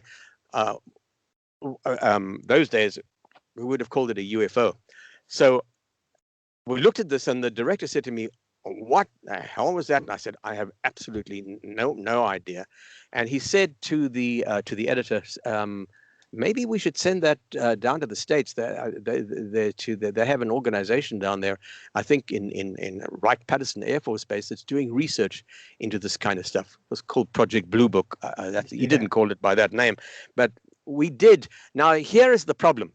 We were filming on what is known as reversal film and not on negative film. There's a big difference between the two. Reversal film, negative film, when you photograph it, you get a negative image, and then from that you make your positive and you make your prints. Reversal film is what we used to use for photographing Kodachrome slides. In other words, the film that you use in the camera is the one that comes out positive, not negative. So the film that you use in the camera, you make a slide of that and you can project that. So it was reversal film. It had a positive image. So it didn't need a print. It was the original camera, the original material from the camera. We should have made a copy. We didn't. We sent it to Project Blue Book. Frankie Johnson was the name of the secretary of the camera department. I shall never forget her name. She sent it by the courier service down to the States, and no one thought about it for another, 3 or 4 weeks. And one day I went into the camera department and I said to her, "Frankie, did we ever hear back from those guys in Ohio about that film that you sent them?" She said, "Oh no. What's the time in Ohio?" She said, "Oh, I can call them up now." So she called them on the phone, and they denied ever receiving the film, even though we received from them. They had signed the paper acknowledging receipt of the film. But what we were told is that the film never arrived. They said, "What film? We never got it." Again, a denial, a blatant denial that they had this. Well, I think the time has come, because there's too much evidence now that there is too much stuff out there that we cannot ignore this anymore. I think this recent example of the USS Nimitz fighters on exercise off the coast of San Diego probably tipped the scales in the direction of actually making the revelation finally that we will be told, it's time to admit that these objects have been visiting us for many, many years, and they predate Roswell. Roswell, of course, is one of the most famous ones in 1947, the so-called crash that the United States Air Force eventually spun a lie and said, "Oh, it was only a weather balloon." It wasn't a weather balloon. It was a spacecraft that crashed, and bodies were found. And those bodies were they're still kept in cryogenics today, either somewhere in Area 51, or I'm now hearing that there's a place, an underground facility in Utah, where there are bodies being kept of extraterrestrials. Who knows? But it's been going on for a long, long time. I have personally met Jacques Vallée a number of occasions. I attend many conferences. I've gone to UFO conferences, and we have a thing here called Contact in the Desert once every year in Palm Springs, and I go to that religiously, where we investigate, rewriting human history, rewriting ancient history, you know, looking at UFOs, looking at ghosts, goblins, and things that go bump in the night. It's a great gathering of people. 90% of them really you can dismiss, and 90% of the folks who spin these stories is a bunch of hogwash and nonsense. But it's the 1% that's important. And that is what's important. And there's still so much out there that we don't know. So I did a show for the History Channel years ago. This is before Ancient Aliens came out. Ancient Aliens is one of the most popular shows on cable television here in the States. But I did a show for the History Channel that predated that. And I think we called it Ancient Aliens or something to that effect. I do believe it's actually on YouTube. I must check out and see if it is the show that I did. But it took the story right back. There are even illustrations on walls in Egyptian tombs of circular objects in the sky. And we know that this has been going on for a long, long time because there's so many records. And Jacques Vallée has amassed an incredible collection of paintings and artwork going back to medieval times that depict objects flying in the sky that look like, you know, flying saucers or whatever they are, but they are unknown aerial objects in the sky. And he's brought out this amazing book, which is now available. It's quite expensive, but it's an incredible book. It's a coffee table book with amazing illustrations showing this phenomenon. He doesn't try to pretend that he knows what they are, and he doesn't try to explain them away. He just offers you the evidence. There it is. People have been seeing this for centuries. And, you know, I have asked people in the tribal areas of South Africa, you know, do you ever see things at night? Do you ever see things in the sky? And a friend of mine was once visiting a group of Sun Bushmen, which are the last remnants of a Stone Age society. They live in the Kalahari Desert in Botswana and parts of Namibia. They're nomadic people. And he was doing research with them. They move around every day. They break camp and move somewhere else. They live off the environment. They hunter-gatherers. And he was there with a translator, and he wanted to do an investigation into the trance dance that they do. These people do an amazing dance where the women drum and the men go around the fire, around and round and round and round and round until they go into another state of consciousness. And it almost allows them to time travel. It always allows them to do something. It allows them to do remote viewing. And what they do is they can see where the wildlife will be tomorrow, where they can go and have a successful hunt. That's one of the purposes of these trance dances. Where will they find their prey? You know, to live off. And these trance dances are pretty profound. And these are the people who do these amazing rock art. There's rock paintings that exist all over the Kalahari Desert that depict this. And that some of them even depict strange beings. And I wouldn't be surprised if they aren't aliens. They may well be that people have seen. And so anyway, my friend was at this camp filming these people going around the fire. It was at night, but it was a video camera, and so it was quite sensitive.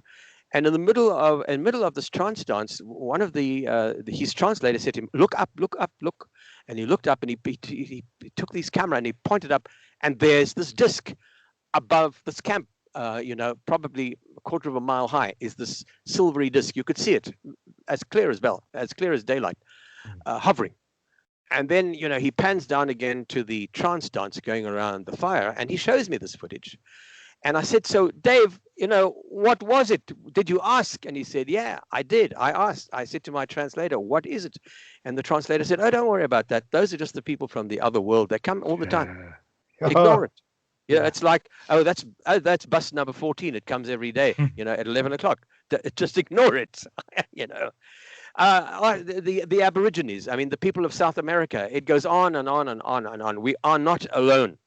There's still so much to find out. And I think this may be the exciting year that we finally get disclosure that they being the authorities, know that, you know, we have been visited and perhaps are being visited right now by entities from other parts of the galaxy, or who knows, maybe from another dimension, maybe from another time, from another realm. Anything is possible. And that's one of the lessons I've learned in my life, that anything is possible.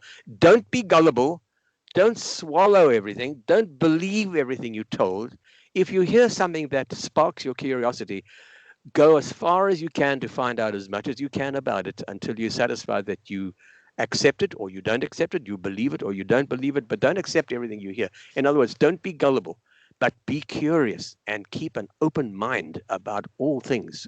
Life offers you that prospect. Just keep an open mind. Life is an exciting experience to have, no matter how dark it sometimes seems to be. Well, you were the supervising writer on a number of series, including In Search of History and Mysteries of the Bible, which I was a huge fan of. You inspired me in so many ways without even knowing what that outcome would be. Did that change your views, particularly with the Bible? Did that change the way you thought about the Bible and religion?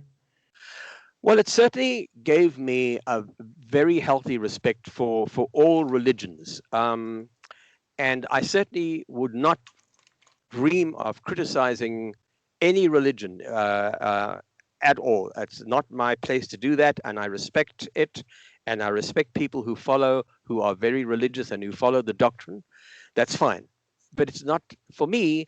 I find that it limits one's vision. It's too constrained. I think we need to think a little more broad-mindedly than that. What I find so interesting is that the book of Genesis has got some really interesting things in it. Those 5 books of the first 5 books of the Old Testament are pretty interesting. And of course the Old Testament, the New Testament, of course, and the Gospels. And there's almost a paper trail that you can follow when you get to the New Testament. Those old books of the Bible are really intriguing, particularly Genesis. The order of events of creation. If one thinks of the Big Bang, everything that the Bible says, the order that things happen in that is exactly the way things were as science knows it today from the moment of the Big Bang. But then, I don't think we're living in only one universe. I don't think that this is the only universe there is. There probably, even many scientists are now referring, physicists, these are people who don't believe in ooga booga things that go bump in the night. These are, hardwired people who think very seriously about these things. And the terminology today is there are multiverses. We live in a multiverse a cosmos. There may be more than one universe, and I think they're absolutely right. And now that we know time is not fixed either, there is no such thing as time. Time is not constant. If you move faster, it changes time. Einstein predicted that, and now we know it's true. We've done experiments. You have an atomic clock, one flying in a high-flying aircraft at the speed of sound, one on the ground. Well, the clocks differ. They change. If you move them, the one clock will alter time. The faster you go, time moves more slowly. Physics proves this to us. So there's no such thing as time. There's no such thing as here or now. Geography and location, all of these things are not necessarily fixed. And I think we have to start thinking along those lines and being a little more flexible in the way we look at the world. And I think the Bible is wonderful. I think those stories are marvelous. And the message of the Bible is what's important. Love thy neighbor, and behave according to a set of rules, be nice to one another, be respectful. Those are wonderful things. Is there a supreme being? I don't doubt for one moment that there is. There has to be a super consciousness that is above all and everything. But I don't think we can even begin to imagine it. It's certainly not an old man sitting on a cloud looking down at us. Was Jesus the Son of God? I think Jesus was probably one of the most enlightened human beings who ever lived, and I think we're all children of God. So. I'm a little more open than those who follow the doctrine in very, very narrow forms, but I'm not knocking anybody. But I just think that the Bible is a wonderful avenue, if you like, to start expanding your consciousness and thinking on higher levels. And you know what? The most important thing is be respectful and behave in a way that treats all life forms with dignity. And I don't only include humans in that. I think that the way we treat animals on this planet at the moment is absolutely diabolical. Yeah. I think factory farming, for example, is an absolute crime and will one day be looked upon by society in the future as absolutely barbaric. The way we treat animals, and they're commodities. They're life forms. They're sentient beings. They have feelings and they have emotions. But we don't take that into account.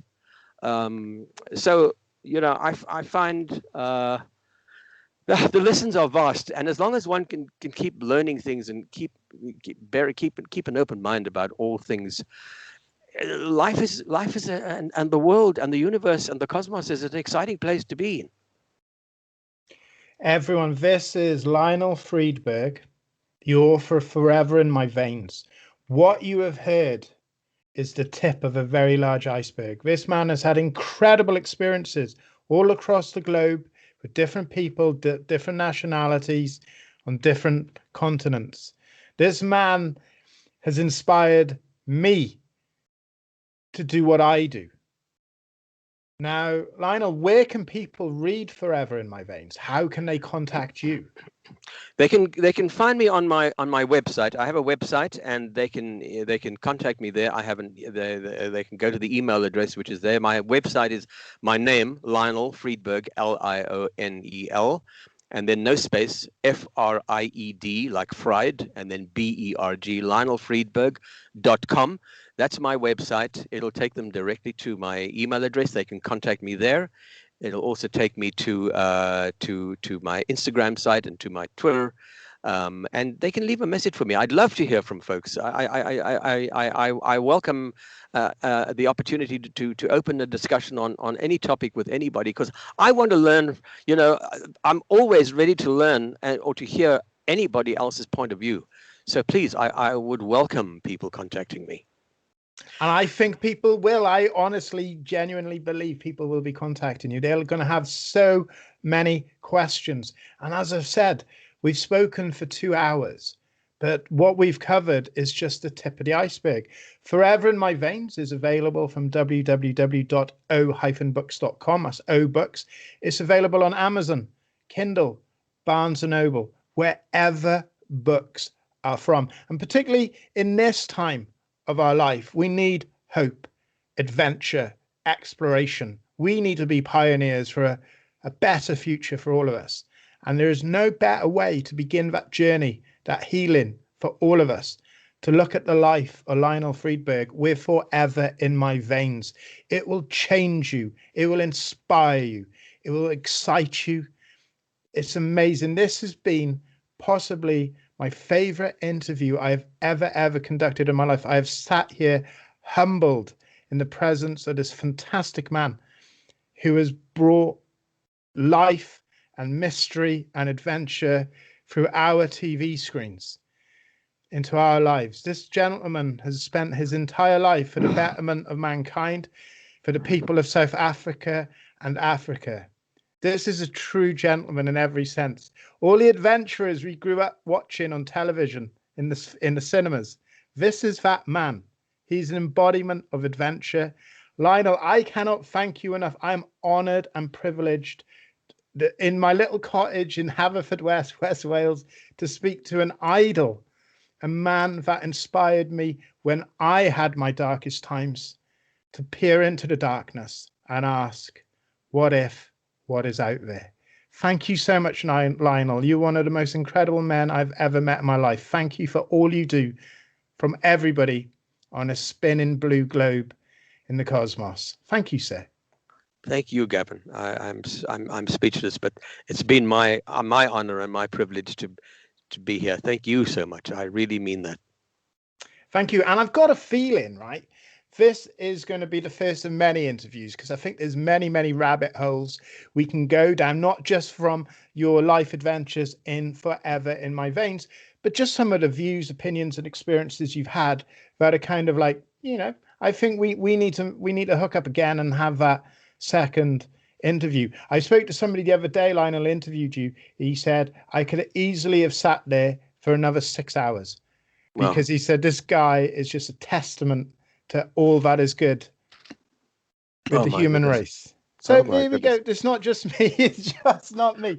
Thank you for all you do, sir. Thank you. Oh my Take Lord. care.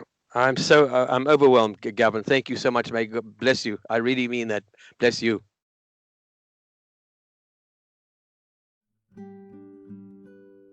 You are listening to the O People podcast. O Books aim to enlighten and inspire our readers.